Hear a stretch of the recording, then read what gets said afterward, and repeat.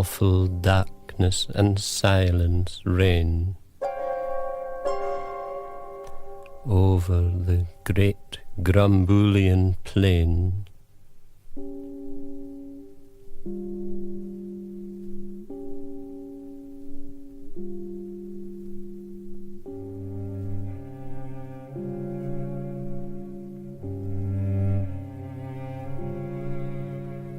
Through the long, long wintry nights when the angry breakers roar as they beat on the rocky shore, when storm clouds brood on the towering heights,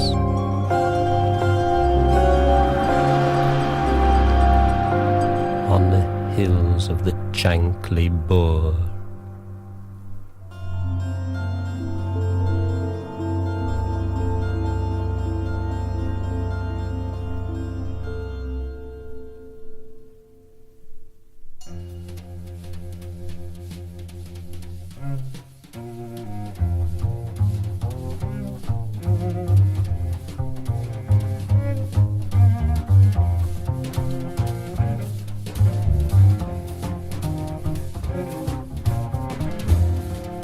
then through the vast and gloomy dark there moves what seems a fiery spark, a lonely spark with silvery rays piercing the coal-black night, a meteor strange and bright. Hither and thither the vision strays, a single lurid light.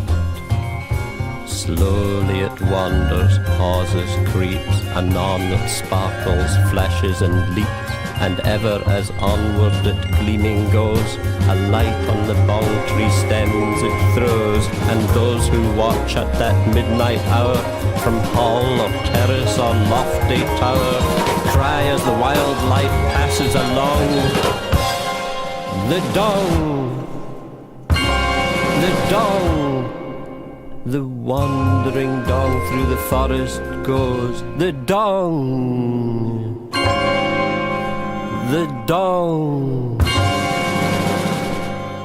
the dong with a luminous nose.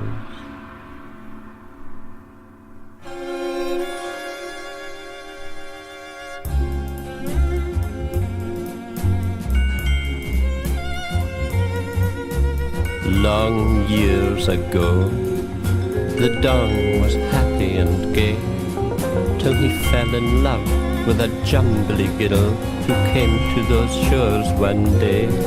For the jumblies came in a sieve, they did, landing at eve near the Zemri Fid, where the oblong oysters grow, and the rocks are smooth and grey, and all the woods and the valleys rang with the chorus they daily and nightly sang.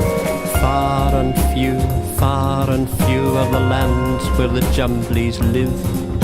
Their heads are green and their hands are blue, and they went to sea in a sieve.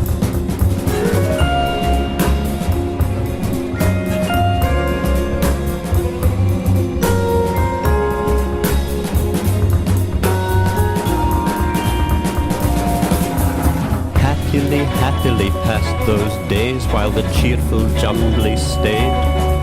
They danced in circlets all night long to the plaintive pipe of the lively dong, in moonlight, shine or shade. For day and night he was always there by the side of his jumbly girl, so fair, with her sky blue hands and her sea green hair.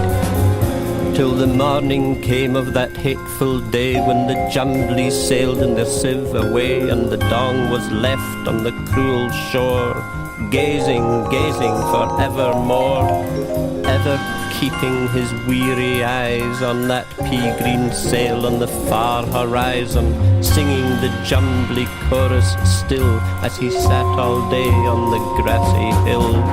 Far and few are the lands where the jumblies live. Their heads are green and their hands are blue, and they went to sea in a sieve.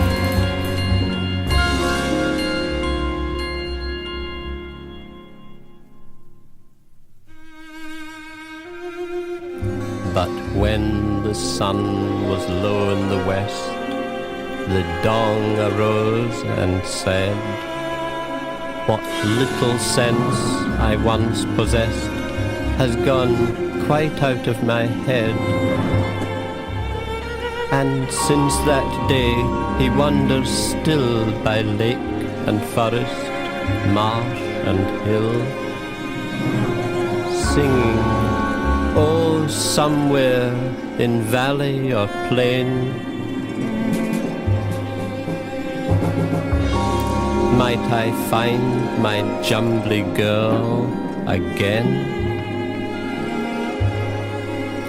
Forever I'll seek by lake and shore,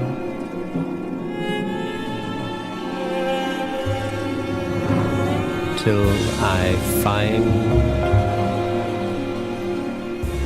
my jumbly girl once more.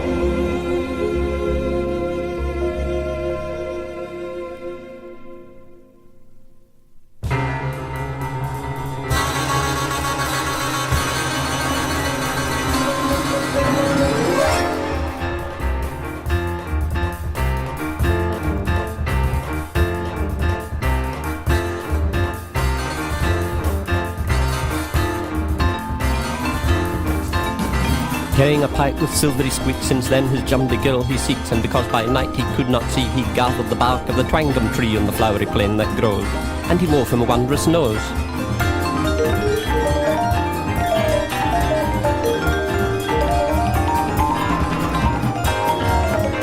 A nose as strange as nose could be, of vast proportions and painted red, and tied with cords to the back of his head.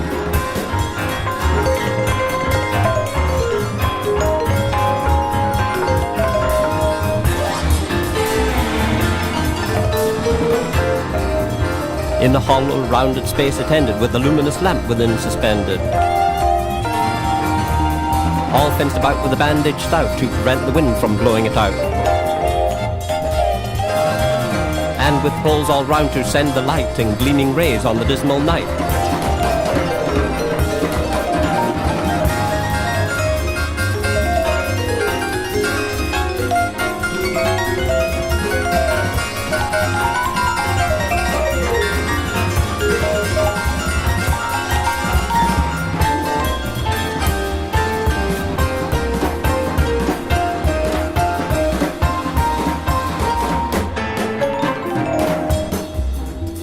Now each night and all night long over those plains still roams the dong, and above the wail of the chimp and snipe you may hear the squeak of his plaintive pipe, while ever he seeks, but seeks in vain, to meet with his jumbly girl again.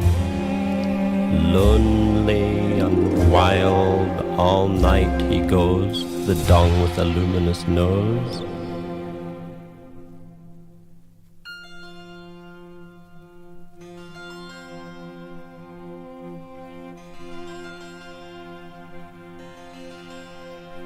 And all who watch at the midnight hour from hall or terrace or lofty tower cry as they trace the meteor bright, moving along through the dreary night. This is the hour when forth he goes, the dong with the luminous nose.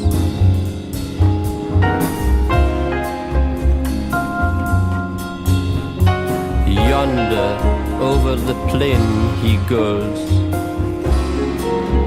he goes, he goes, the dong with the luminous nose.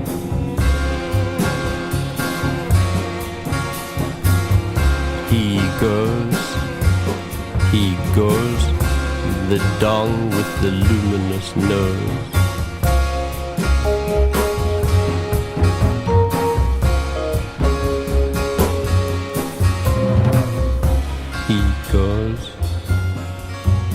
He goes, the dong with the luminous? No.